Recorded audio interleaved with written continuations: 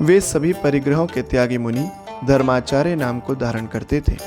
उन मुनिराज को देखकर वे तीनों क्रोधित होकर लाल नेत्रों से युक्त होकर कहने लगी कि हे नग्नाट यानी नग्न घूमने वाले, तुम मान मोहित से रहित हो। हमारे घर से निकलते हुए तुम ही इस पापोदय से हमारे सामने आए हो। उज्जैनी महानगरी का राजा शत्रु सैन्य के बल का भंजन करने वाले महात्यागी दयालु राजा हैं। हम उसी के पास धन की याचना करने के लिए जा रही थी। तुमने सामने आकर हमें अपना ये नग्न रूप दिखा दिया। तेरे दर्शन होना मिथ्या है, तेरा शासन मिथ्या है। जो मनुष्य तेरी स्तुति करता है वह मिथ्या दृष्टि और पातकी है। हे निर्लज्ज, हे दुराचारिन, क्या तुमने लज्जा को बेच दिया है? तुम कुलस्त्रियों के मध्य में नग्न रूप में क्यों घूमते हो? हे मूर्ख योगी, तुमने हमारे लिए अपशगुन किया है, इसलिए अब हमें अवश्य ही सिद्धि नहीं होगी। अभी दिन का समय है और सभी पदार्थ ठीक से दिखाई पड़ते हैं। तुम्हें इस करनी का फल हम रात को अवश्य दिखाएंगे। इस प्रकार दुष्ट वचनों को सुनकर भी मुनिराज ने कोप नहीं किया, क्योंकि वे समुद्र के समान अतिशय गंभीर थे। मुनिराज ने इसे अंतराय मानकर पुनः वन में प्रवेश किया। वहां जाकर उन्होंने योग को धारण किया और वे मेरु पर्वत की भांति अचल स्थित हुए। क्षमस्वी पुरुष को दुर्जनों के वाक्य से क्या कर सकते हैं? ठीक ही है, जल से भरी हुई पृथ्वी पर जलती हुई अग्नि कुछ नहीं कर सकती है। योगियों का निर्मल चित्त ठीक वैसे ही कोपाग्नि से नहीं जलता है जैसे काले पत्थर का मध्य भाग जल से नरम नहीं होता है। वे तीनों महाधम स्त्रियां रात्रि के समय मुनिराज के पास आईं और क्रोधित होकर उपद्रव करने लगी। एक महामुनि के समीप आकर रोने लगी, दूसरी ने काम से पीड़ित होकर मुनि के शरीर को आलिंगन किया, तीसरे ने मुनिराज को धुएं से व्याकुलित कर दिया। ठीक ही है, काम से पीड़ित हुआ मनुष्य कौन से बुरे काम नहीं करता, सभी बुरे काम करता है। सैकड़ों उपद्रव करने पर भी मुनि किंचित मात्र भी विचलित नहीं हुए। सो ठीक ही है, क्या प्रलय काल की वायु से मेरु पर्वत भी कभी चलित होता है? अर्थात नहीं होता। विरह वन्ही से संतप्त हुई वे तीनों कटाक्ष करती हुई मुनिराज के समक्ष नग्न होकर नृत्य करने लगी। भोग विषयक क्रीड़ा करने की इच्छा से राज्य को छोड़कर स्वैर होकर भ्रमण करने में आसक्त हुए मुनिराज से कहने लगी, जो इस भव में स्वेच्छापूर्वक गमन करते हैं उनको परलोक में कोई बंधन नहीं होते। भोग से भोग और नंगपने से नग्नत्व मिलता है। हे योगींद्र, प्रसन्न होकर हमें अपना वांछित फल प्रदान करो। यह भोग संपदा तो चक्रवर्ती देवेंद्र और नागेंद्रों से भी नहीं छूटी है। 5 इंद्रियों को देख सुख देने वाली स्त्रियां संसार का उत्तम फल है। जो स्त्रियों के भोगों से रहित है उनका जीवन निरर्थक हो जाता है। संसार का सत्फल भोगोपभोगदायक द्रव्य है। इसी से प्राणियों को परलोक में भी वैभव की प्राप्ति होती है। यदि इस समय तुम हमारी इच्छा को पूर्ण नहीं करोगे तो हम तुम्हारे शरीर को चंडी के मुख में रख देंगे, ऐसा तुम समझो। ऐसा कहकर और मुनिराज को निर्विकार ही देखकर उन्होंने मुनिराज को हाथ में उठाया और चंडी के समान लाकर रख दिया। उन्होंने मुनिराज पर घोर उपसर्ग किया। पत्थर, लकड़ी, मुष्टि, लात, जूते आदि से मारकर फिर बांध दिया। मुनिराज उस समय अपने चित्त में 12 अनुप्रेक्षाओं का चिंतन करने लगे, क्योंकि भव सागर में डूबते हुए जीवों को अनुप्रेक्षा नौका के समान है। लोक में मनुष्यों का शरीर यौवन आदि क्षण स्थायी है। जीवन पानी के बुदबुदे के समान है और धन बिजली के समान है। भरत आदि चक्रवर्तियों का भी जीवन यदि नष्ट होता है तो फिर तुम कौन हो? हे जीव, तुम अपने कार्य साधन में कैसे समर्थ हो सकते हो? यम रूपी शत्रु के द्वारा गृहीत किए गए जीव की रक्षा कोई भी नहीं कर सकता। बिलाव के द्वारा पकड़े हुए भयभीत चूहे की रक्षा क्या कोई कर सकता है? कोई भी नहीं कर सकता। भगवान के अतिरिक्त इस जीव का कोई भी शरण नहीं है। इसलिए हे प्राणी, सावधान होकर तुम उनका स्मरण करो। 5 प्रकार के संसार में तुमने अनेक बार भ्रमण किया है। आगे भी तुम त्रस स्थावर योनियों में नित्य ही भ्रमण करोगे। हे जीव, तुम संसार में क्यों मोह करते हो? रत्नत्रय को प्राप्त करने के लिए तुम मन को स्थिर करो। रत्नत्रय से ही संसार का नाश होता है। हे चेतन, संसार में भ्रमण करते हुए तुम अकेले ही कर्म के कर्ता हो। सुख दुखादि के भी तुम अकेले ही भोगता हो। बांधवादिक अन्य है। चेतन त्रस और स्थावर योनियों में अकेला ही जन्म और मरण करता है। अतः तुम निरंजन सिद्धों के ध्यान में अपने मन को स्थिर करो। जीव से कर्म अन्य हैं, क्रियाएं अन्य हैं, इंद्रियों के विषय अन्य हैं। जब शरीर ही भिन्न है तब बांधवादिक तो अत्यंत भिन्न ही है। जीव सबसे भिन्न दर्शन, ज्ञान, वीर्य और सुखात्मक है। वह कर्म से अतीत है। अतः तुम आत्म ध्यान के द्वारा उस निरंजन का ध्यान करो। मांस, अस्थि, रुधिर, विष्ठा, मूत्र, चर्म, शुक्र आदि अत्यंत अशुभ पदार्थों से इस शरीर की रचना हुई है। हे जीव, तुम व्यर्थ ही इसमें राग क्यों कर रहे हो? हे प्राणी, तुम कर्मातीत, निराकार, संपूर्ण अशुद्धियों से रहित ज्ञान रूप और निरंजन सिद्धों को भजो।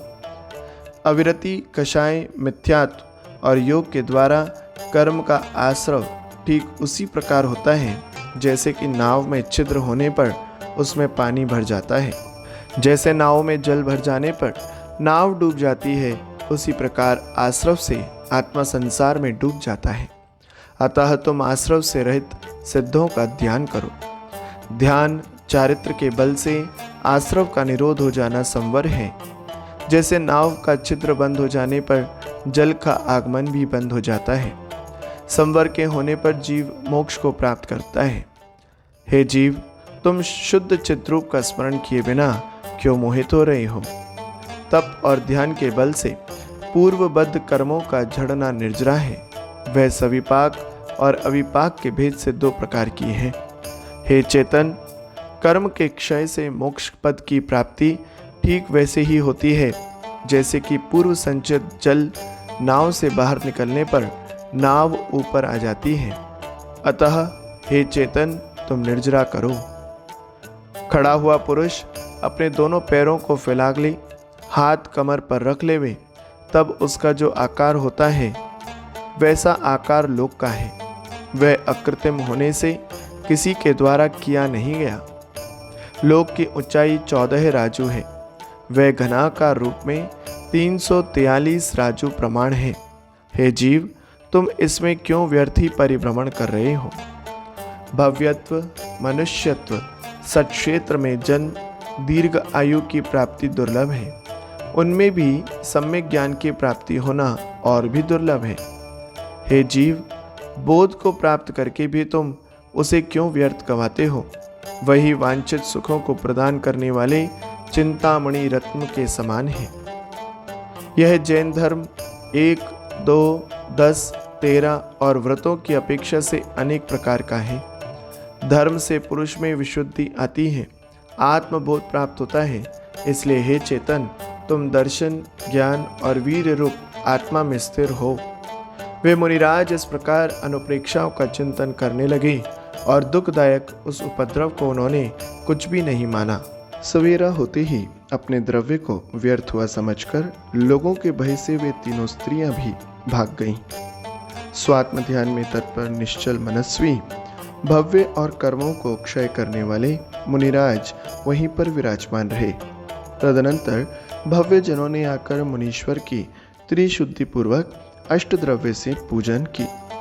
मुनिराज के सर्वांग को घावों से युक्त देखकर क्षीणकायी मौनी मुनि पर उपसर्ग हुआ है, ऐसा श्रावकों ने जान लिया।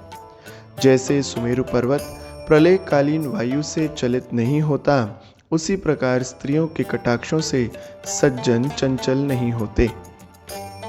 मत्त हाथी को बांधने में, सिंह का वध करने में दक्ष मनुष्य तो बहुत हैं, परंतु स्त्रियों के कटाक्षों से जो विचलित नहीं होते, ऐसे जीव विरले हैं।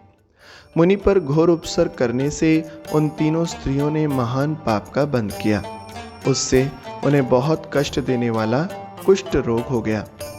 उनकी बुद्धि कुबुद्धि हो गई, पाप कर्म में रत हो गई। सभी लोग उनकी निंदा करते थे और वे सदा दुख से युक्त रहती थी। वहाँ से आयु पूर्ण होने पर वे रौद्र ध्यान से मरण को प्राप्त हुई। एकत्र किए गए कर्म से वे 5वें नरक में गईं। वहाँ भी वे नारकी 5 प्रकार के दुखों को भोगते थे। उनकी कृष्णलेश्या थी, वे सदा क्रूर थे और क्रोध से उनका मन सदा जलता रहता था। वे वध, छेदन, खेद, बंधन, दुख देना, पीड़ा, तापन और ताड़न आदि के दुखों को नित्य सहन करते थे। उष्ण और शीत वायु के द्वारा वे निरंतर पीड़ित रहते थे।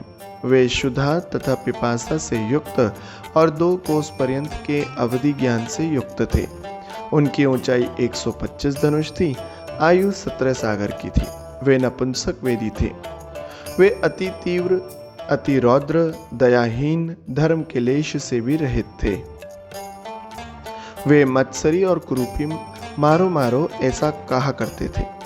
आयु का क्षय होने पर वे वहां से निकली और अनेक दुखों से युक्त परस्पर विरोधी पर्याय को प्राप्त हुई। उन्होंने एक से ही कर्मों का बंध किया था, अतः वे अनुक्रम से बिल्ली, सुअरी, कुत्ती और मुर्गी की पर्याय को प्राप्त हुई। वहां उन्होंने निशियाम पाप कर्मों का उपार्जन किया, अनेक दुख सहन किए और अनेक जीवों की हिंसा की। वे उच्छिष्ट यानी झूठा भोजन करते थे, परस्पर में युद्ध करते थे, घर घर फिरते थे और मनुष्य उन्हें मारा करते थे। रौद्र ध्यान से जीव निश्चित ही दुर्गति को जाता है। आर्त ध्यान से त्रियंज गति का और धर्म से मनुष्य गति व देव गति को प्राप्त करता है। शुक्ल ध्यान के द्वारा जीव केवल ज्ञान को प्राप्त करते हैं। उस केवल ज्ञान से सनातन ज्योतिर्मय मोक्ष स्थान को प्राप्त करते हैं। शांत चित्त वाले मुनियों पर जो कुमानव क्रोध करते थे वे नरक जाते हैं। फिर उन पर उपसर्ग करने वालों की क्या बात कहें। विद्वानों को जिनेंद्र देव, गुरु और शास्त्र की निंदा नहीं करनी चाहिए, क्योंकि निंदक अधोगति में और अनिंदक ऊर्ध्वगति में जाता है। तदनंतर हे भूप, वे मुर्गियां आयु पूर्ण होने पर कष्ट से मरी सो ठीक ही है, क्योंकि पूर्व पाप के विपाक से जीव भव भव में दुखी होता है। धर्म स्थानों में सुशोभित अवंती देश के समीप नीच लोगों से युक्त वे तीनों उन कुटुंबियों के यहाँ कन्या रूप में उत्पन्न हुई। उस कुटुंबी के यहाँ पिता, जवाई और पुत्र सभी मुर्गियां पाला करते थे। उनके गर्भ में आते ही द्रव्य नष्ट हो गया, जन्म होते ही माताएं मर गईं, कुटुंबिक क्षय को प्राप्त हुए, वे पिता के द्वारा पाली गईं। एक कानी, दूसरी लंगड़ी, तीसरी श्याम वर्णीय थी। मुनियों पर उपसर्ग करने के पाप से वे सदा दुखी रहती थी। उनका देह शुष्क था, आंखें पीली थी, तालु होठ और जीभ नीली थी। नासा वक्र थी, पेट बड़ा था और दांत विरल थे। उनके पैर मोटे थे, शरीर मोटा था, स्तन विषम थे, हाथ छोटे थे, होठ लंबे थे और बाल हल्दी के समान पीले थे। उनकी आवाज कौवे के समान थी, वे स्नेह से रहित थी, उनकी भौहें मिली हुई थी, वे सत्यहीन, तीव्र परिणामी, दोषांध और रोग पीड़ित थी। उनके नगर में जाते ही सारे नगर में दुर्गंध फैल जाती थी। सो ठीक ही है, क्योंकि पापोदय से इस संसार में क्या क्या नहीं होता, अर्थात सब कुछ अनर्थ होता है। वे उच्छिष्ट भोजन के द्वारा पेट भरती थी, चिथड़ों से अपना शरीर ढकती थी तथा दुख दारिद्र्य से पीड़ित थी। अनुक्रम से वे कुत्सित कन्याएं तारुण्य को प्राप्त हुई। पूर्व पाप के विपाक से उस देश के दुष्काल पड़ा, तब भूख और प्यास से पीड़ित हुई वे अत्यंत दुर्बल और दुराचार करने वाले में तत्पर तीनों विदेश में के लिए निकली। मार्ग में वे परस्पर लड़ते हुए चलती थी।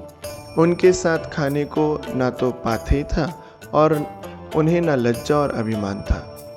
पाप कर्म का जब अपना फल देने लगता है, तब सुंदर सौख्य, घर, धन, भोजन आदि भी नष्ट हो जाते हैं। वे तीनों कन्याएं अनेक नगर में भ्रमण करती हुई और लोगों से मांगकर खाती हुई अनुक्रम से पुष्पपुर नामक नगर में पहुंची। हे राजन, इस अरण्य में मुनि और मानवों को देखकर ये तीनों धन मांगने के लिए यहाँ आई हैं। उनका शरीर यद्यपि मलिन है तथापि मन अत्यंत प्रसन्न है। इन्होंने मुनि के पास आकर उन्हें नमस्कार किया है। हे राजन, अनादि अनंत संसार में जीव सदा जन्म और मरण करता रहता है। इसमें भ्रमण करते हुए जीव कर्मोदय से न जाने किस भव में मिल जाते हैं।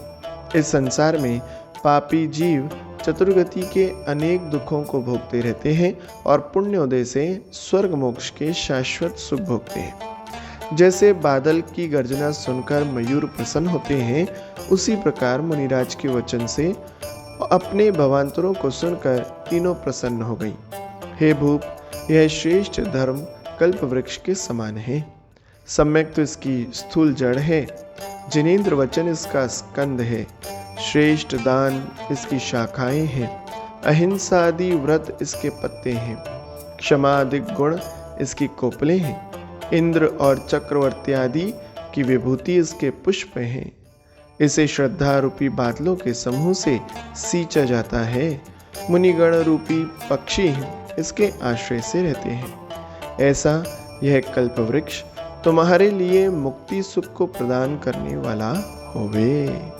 इस प्रकार श्री मंडलाचार्य धर्मचंद्र विरचित श्री गौतम स्वामी चरित्र में कुटुंबी कन्याओं के भवांतर का वर्णन करने वाला दूसरा अधिकार पूर्ण हुआ।